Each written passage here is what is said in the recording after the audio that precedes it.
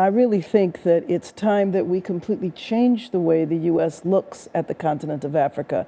And that's why I focus on the public education piece, but that's also why I focus on emphasizing the assets of the continent and not just the conflicts.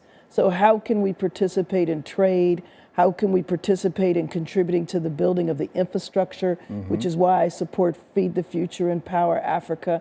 I think we need to approach the continent in a different manner. Can you help Africa, for example, to have unfettered access to a free media, independent media? Sure, sure. No, I think that that's a real issue and we should contribute to that. Can you And that's what sincerely VOA make your is. aid conditional to some of these governments meeting those types of benchmarks, frankly? Well, you know, and you know that a lot of aid is conditioned. You know, it definitely is. But it does create some issues, too, when aid is conditioned, because you have 535 members of Congress. And if you have each of them coming up with their own conditions, you'd have a little bit of a mess. And so I think that most aid is conditioned. We do need to look at it. And it is something that we should take into consideration. Rusesabagina, how do you respond to some supporters of President Paul Kagame, some American, in fact, opinion makers, who regard him as Rwanda's Abraham Lincoln? They regard his neighbor in Kampala, Yoweri Museveni, as Uganda's George Washington, a man whose people wanted him to be king, and he didn't want to have anything to do with it. He even used to make his own bed.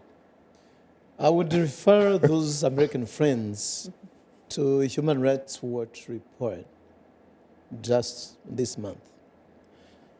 The earliest Human Rights Watch report is more than clear. It talks about President Kagame as a warrior since October 1st, 1990, when him and his army started killing civilians in the Byumba provinces and also in Ruhengeri. It talks about how many people were displaced. More than 1 million people were displaced between 1992 and 1994.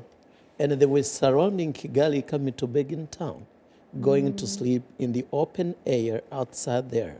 And this man was behind, their friend, President Kagame, was behind this. In 1994... But Kagame can shoot back and say, wait a minute, that is propaganda? Yes. He can question the methodology of the report, and he has the right to do so. Let me continue, Sean. You give me a minute. You have 30 seconds. Okay, thank you.